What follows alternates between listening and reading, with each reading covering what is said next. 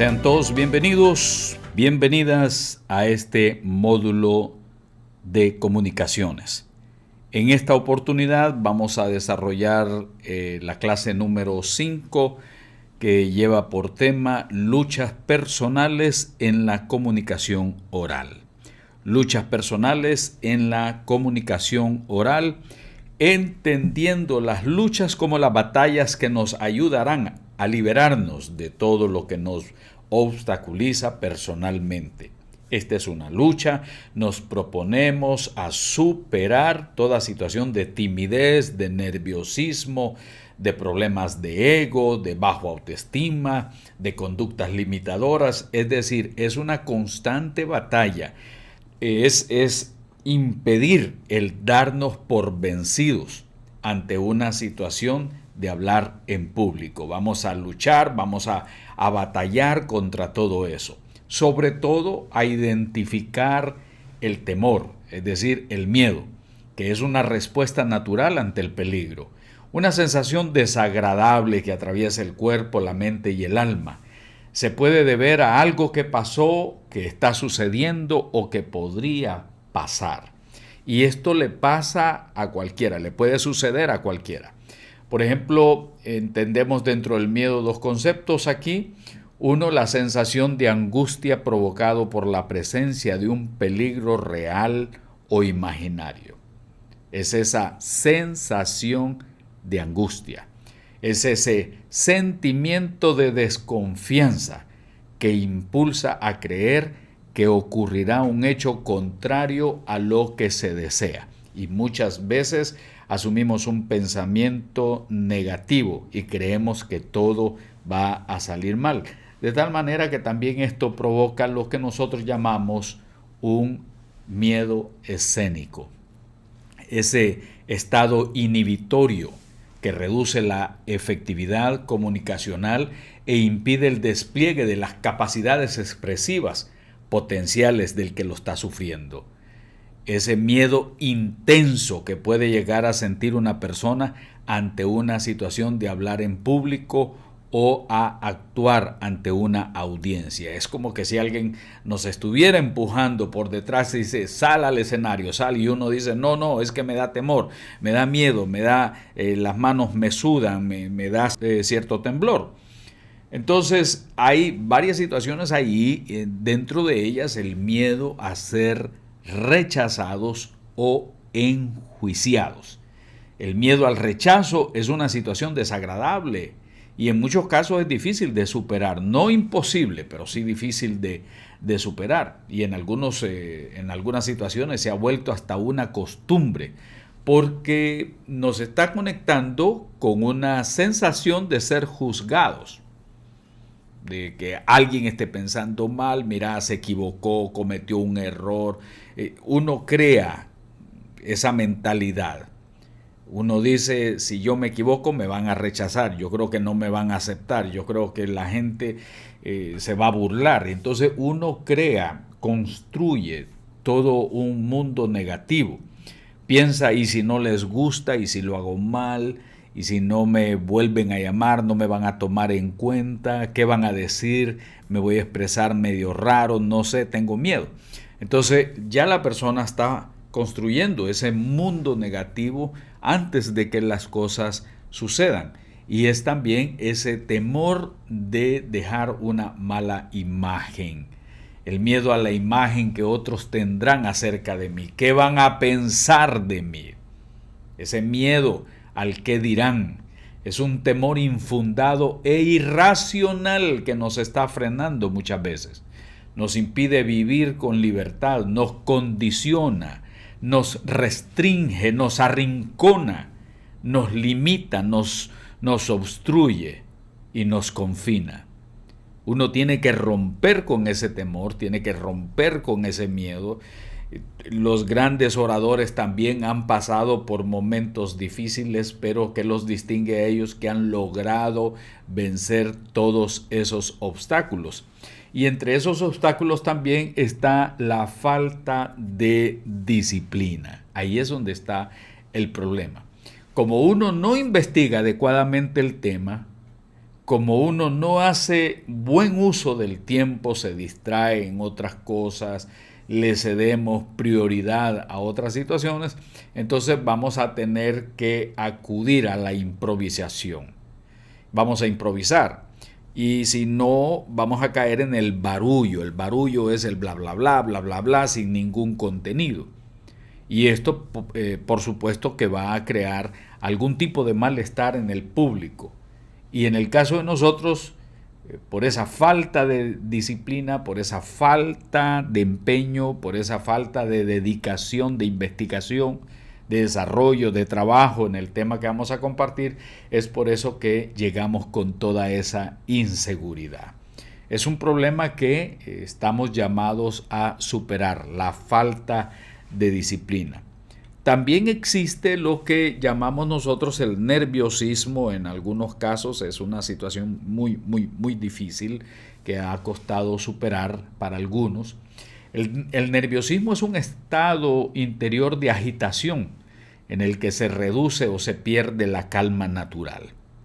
Normalmente el nerviosismo suele ser una reacción del organismo ante una situación desconocida, una situación poco frecuente o incómoda. Una persona que sufre nerviosismo puede manifestar síntomas asociados con temblor en las manos, exceso de sudoración, en algunos casos taquicardias o tics nerviosos en los ojos. Es precisamente por esto, por la inseguridad, por el miedo, la pérdida de la concentración. Y el lenguaje corporal también cambia. En algunos casos la voz se eleva y se habla también demasiado rápido. Hay personas que los mismos nervios hacen que hable demasiado rápido. Así que las personas nerviosas tienen la sensación de estar ahí bajo presión de parte del público y suelen ser irritables, van a perder la calma con facilidad. El nerviosismo puede aparecer en cualquier persona frente a los micrófonos. Todo estuvo bien, todo estuvo bonito, pero se le puso el micrófono al frente y ya la persona tuvo un cambio de conducta. El nerviosismo se presenta cuando hay que enfrentarse a situaciones así, poco frecuentes, desconocidas, en las que se genera una extremada tensión, miedo y estrés. Así que son situaciones bastante difíciles, pero que pueden ser superadas. Hermanos y hermanas, si ustedes han pasado por esas situaciones de nerviosismo, estas situaciones de sudoración, de temor, de pánico escénico y todo eso puede ser superado. Puede ser superado. Hay personas que lo superan con base a la práctica constante de un tema que ellos quieren compartir y lo conocen tanto que ya no les preocupa tanto el público porque saben de lo que están hablando, dominan el tema, conocen el tema y eso es lo que todos nosotros estamos llamados a hacer. Hay otra situación que lo vamos a ver en internet, especialmente si usted entra a YouTube o a ver otros tipos de páginas que tienen videos, van a encontrar los lapsus. Los lapsus son aquellos resbalones, errores o equivocaciones, ese momento de lucha interna que la persona tiene y que lo obliga a decir algo o la mente lo traiciona a decir algo que no debimos haber dicho o que no debió haber dicho. Hay casos de políticos y dentro de unos momentos les voy a compartir a ustedes algunos casos, algunos ejemplos, no para señalarlos simplemente como grandes errores, sino para que nos sirva a nosotros como material didáctico el hecho de darnos cuenta que hay personas que también pasan por lapsus. Veamos estos casos. Señora ministra de Ciencia y Tecnología y Ciencia e Innovación, perdón por estos dislates, señor ministro de Trabajo, Turismo, Industria, Perdón. Esto no está. En Argentina en el año 2001, lo mismo que puede acabar ocurriendo en Grecia. Dijeron no vamos a pagar la deuda, corralito que te crió y recesión tremenda. Y luego Podemos dice que no hay que pagar la deuda. Pues como bien ha dicho antes el dirigente del Partido Popular, ¿qué iba a decir? Que como bien decía Antonio Gallego... Que la deuda que pagaríamos todos los españoles es de 1.500 euros. Es decir, bebe agua o a todos los Coca-Cola, ciudadanos españoles nos costaría la broma de no pagarla, de que no pagasen los griegos 1.500 que haga irrevelante y al riesgo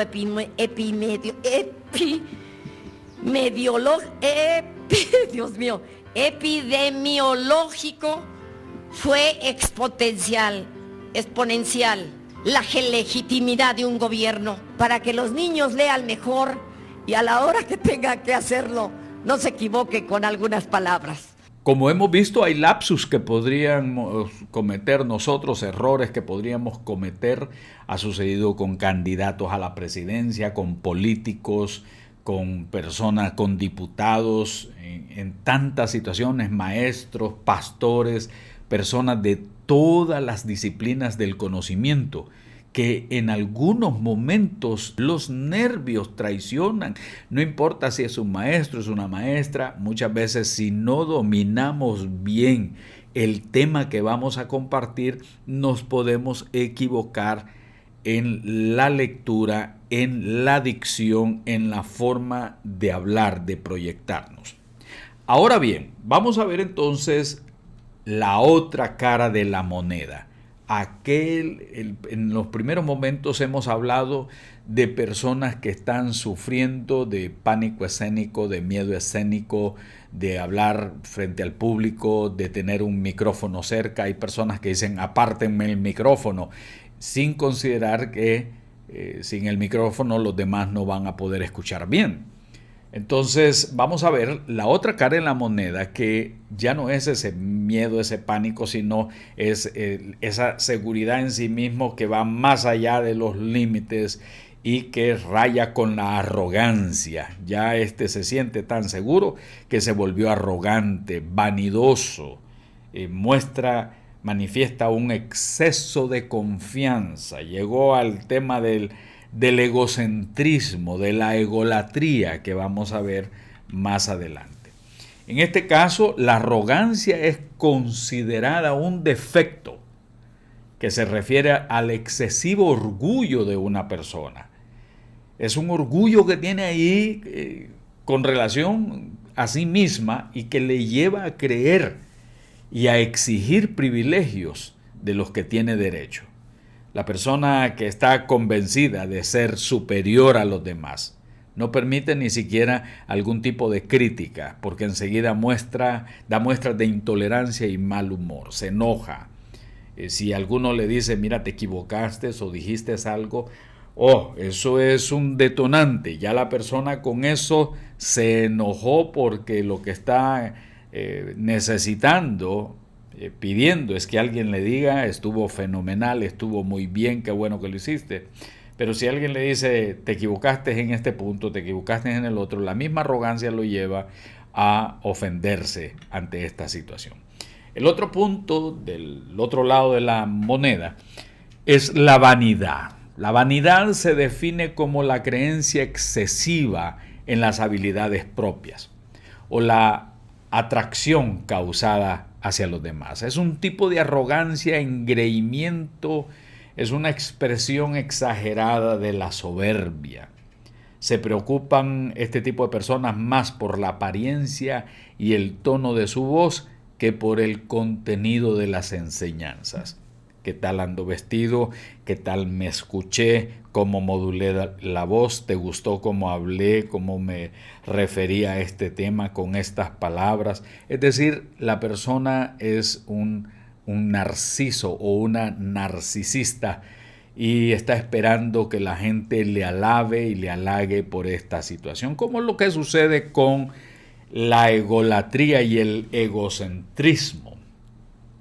El término ególatra se utiliza para hacer referencia a un tipo de personalidad que se caracteriza por una constante autoadmiración y veneración en cantidades fuera de lo normal y que puede en algunos casos llegar a ser hasta patológico. Esa persona quiere que todo el mundo le rinda pleitesía porque así misma tiene un ego demasiado gigante que cree que todo el mundo le debe latría. Es decir, latría tiene que ver con culto y admiración. El egocéntrico está ahí. Ese pretende ser el centro de atención, como lo dijimos. Es una persona que tiene un elevado concepto de sí mismo y muestra complacencia en la contemplación de sí mismo y sus capacidades o sus actos. Es decir, él quiere ser el centro. Y usted va a escuchar en algunas reuniones, en algunos grupos, a alguien que grita. ¿Por qué tiene que gritar? Porque quiere llamar la atención. Es una especie de mírenme, yo existo. Tiene que hacer ruido, tiene que gritar, tiene que hacer algo para que la gente vuelva a ver y que la gente se dé cuenta que estuvo allí. Entonces, a veces nos toca tratar con personas que son egocéntricas y en algunos casos escuchar a algunas personas que tienen este problema de egolatría.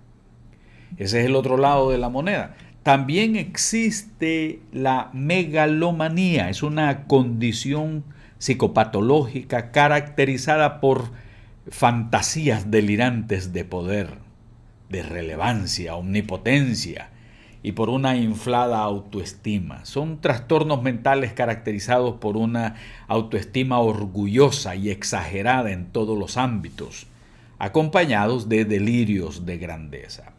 Hay muchos que ustedes van a oír cómo se alimentan su propio ego, su vanagloria, su orgullo, y esto puede darse aún dentro del campo de la iglesia.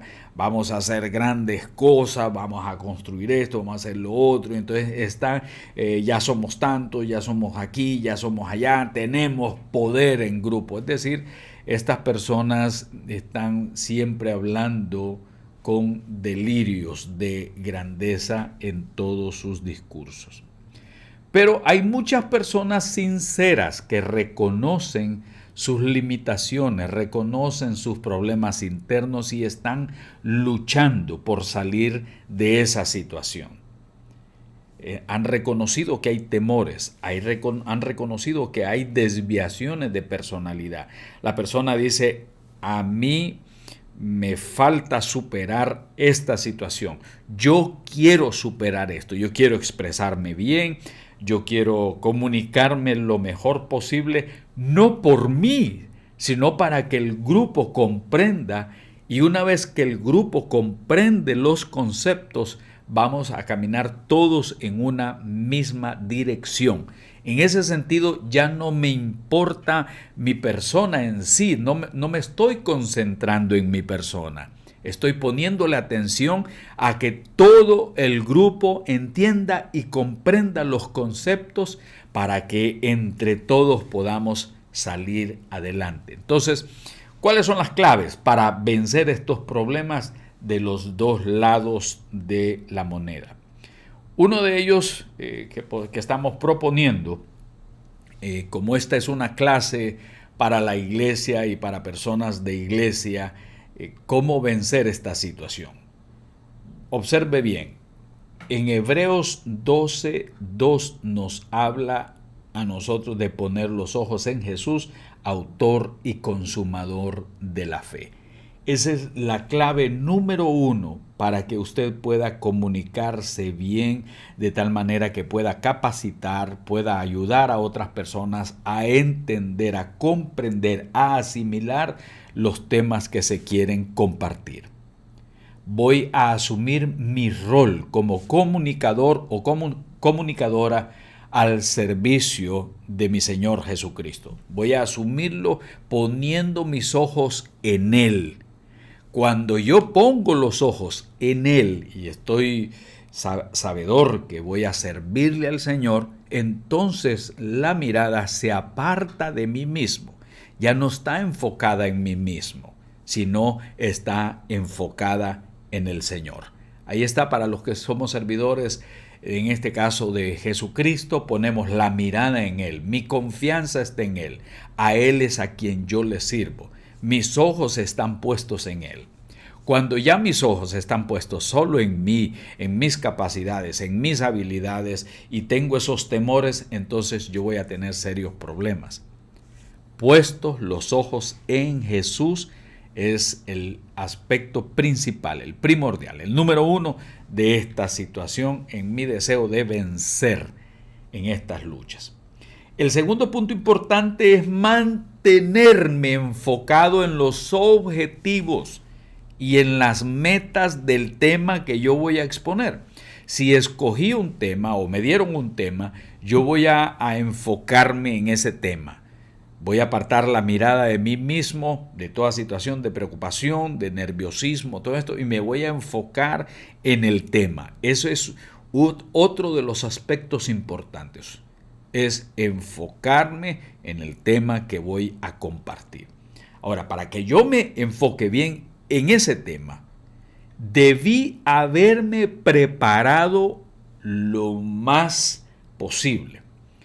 Es decir, conocer el tema, exponer bien el tema, documentarme, investigarme, leer diccionarios, leer comentarios, leer versiones de la Biblia, si voy a dar un tema de la Biblia. Entonces, si voy a dar el tema que me toque dar, si voy a dar un tema sobre la familia, si voy a dar un tema sobre la juventud, si voy a dar un tema sobre el matrimonio, si voy a dar un tema sobre la niñez, si voy a dar un tema sobre la justicia, la libertad, cualquier otro tema que esté en las Escrituras o que tenga que ver con la vida diaria, yo debo de haber investigado bien esa temática, de tal manera que el día que a mí me toque hablar sobre él, lo voy a hacer con propiedad porque domino el tema. No voy a llegar a improvisar, a inventar, a ver qué se me ocurre o qué anécdota voy a dejar caer para despistar un poco la situación. Ahora bien, ya que he investigado, ya que me he documentado, entonces ya tengo el bosquejo, el boceto de lo que a mí me corresponde hablar. Entonces, ¿cuál es la clave ahí en ese cuarto punto? Es la práctica y más práctica. Usted debe practicar lo más que pueda.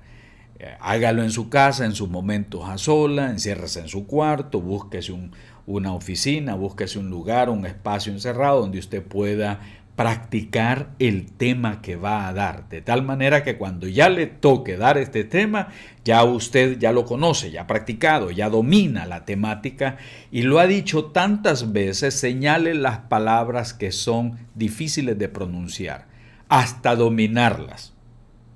Sí, alguien podría tener problemas con la palabra comunicable y a la hora de leerlo dice común y puede ser que, al igual que el ejemplo que dimos en aquel video, nos vaya a suceder a nosotros. ¿Por qué? Porque no hemos dominado cada una de esas palabras. Así es que la práctica es lo que le va a ayudar a salir adelante. Practique lo más que pueda, conozca bien el tema, enfóquese en el tema y sobre todo no aparte su mirada del Señor. Como estamos hablando de cómo vencer esos miedos, cómo vencer el pánico escénico, cómo vencer todas esas situaciones nuestras, entonces en los momentos de exponer un tema, cuente anécdotas. Cuente anécdotas que estén relacionadas al tema, casos que le hayan sucedido a usted. Eso le va a servir de gran ayuda.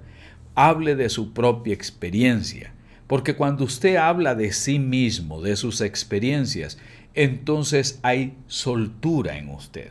Y el público o las personas que están ahí presentes se están dando cuenta que es algo que está saliendo de su corazón, es algo que está saliendo de su experiencia y de esta manera hablamos todavía más con soltura.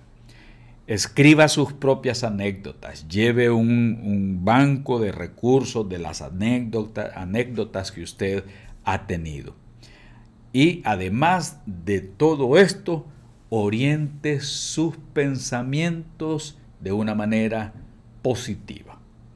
Adopte un enfoque positivo. Dice en Filipenses 4:13, todo lo puedo en Cristo que me fortalece. Yo podría dejar que algunos pensamientos anden por ahí volando por mi cabeza, pero y si yo descubro que no son pensamientos adecuados, que son pensamientos así negativos, entonces yo no voy a dejar que aniden en mi mente y se queden ahí. No.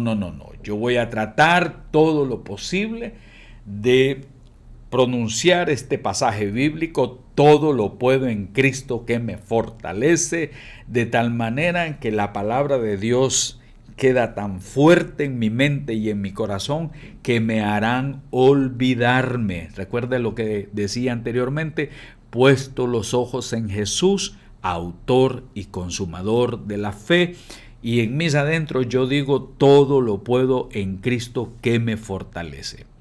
Hay muchos pasajes bíblicos que nos recordarán a nosotros que estamos llamados a vencer el temor. Porque todo lo que es nacido de Dios vence al mundo, y esta es la victoria que ha vencido al mundo, nuestra fe. Así que usted tiene que poner su fe en el Señor y de esa manera usted va a vencer todo temor.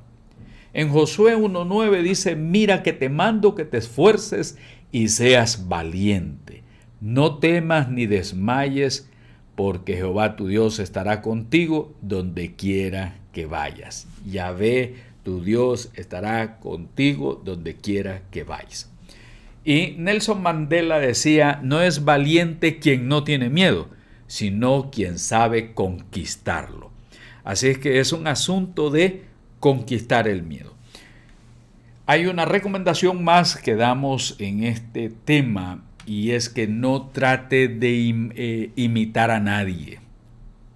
Este séptimo punto es, sea usted mismo, su propio estilo, su propia manera de hablar. No trate de imitar a nadie. El original vale más que una copia. Hay gente que trata de hablar como hablan sus líderes, tratan de imitarlos hasta en la manera de mover sus manos y caminar y todo eso. No. Eso no funciona bien. Usted tiene que ser usted misma, usted mismo. Esa manera que usted tiene tan natural de expresarse es la que tiene que emplear en los momentos en que se dirija al público. Lo más auténtico que sea posible, lo más auténtica usted misma que sea posible. Así es que no trate de imitar a nadie. Recuerde, puesto los ojos en Jesús, el autor y consumador de la fe. Recuerde que tiene que enfocarse en el tema que tiene que exponer. Recuérdese que tiene que documentarse lo más que puede y practicar. Todo esto nos va a ayudar a superar los temores escénicos. Ahora bien, ahora le corresponde a usted responder a los aportes, las preguntas. Diga con sus propias palabras, ¿qué entiende por miedo escénico? ¿Qué entiende por miedo escénico? Pregunta número 2. Diga algunas barreras internas que impiden que nos expresemos con soltura delante del público. Diga algunas barreras internas que impiden que nos expresemos con soltura delante del público. Aporte número 3. ¿De qué maneras una persona da a conocer su nerviosismo en la exposición de un tema? ¿De qué maneras una persona da a conocer su nerviosismo en la exposición de un tema? Aporte número 4. Para una persona cristiana, ¿cuál debe ser la parte más importante que un expositor debe tener en cuenta para el éxito del mensaje? Para una persona cristiana, ¿cuál debe ser la parte más importante que un expositor debe tener en cuenta para el éxito del mensaje. Aporte número 5, mencione algunas de las recomendaciones más importantes para vencer los temores en la exposición de un tema. Mencione algunas de las recomendaciones más importantes para vencer los temores en la exposición de un tema. El aporte número 6, ¿qué ventajas tiene para un expositor el contar anécdotas de sí mismo relacionadas al tema? ¿Qué ventajas tiene para un expositor el contar anécdotas de sí mismo relacionadas al tema? Y el aporte número 7, diga qué parte del tema de hoy le ha llamado más la atención y diga por qué. ¿Por qué le llamó más la atención? De esta manera hemos finalizado entonces el tema de las luchas personales en la comunicación oral. Más adelante vamos a profundizar en algunas de ellas y vamos a tener prácticas en el aula de tal manera que nosotros podamos superar todas esas conductas limitadoras. Que el Señor les continúe bendiciendo.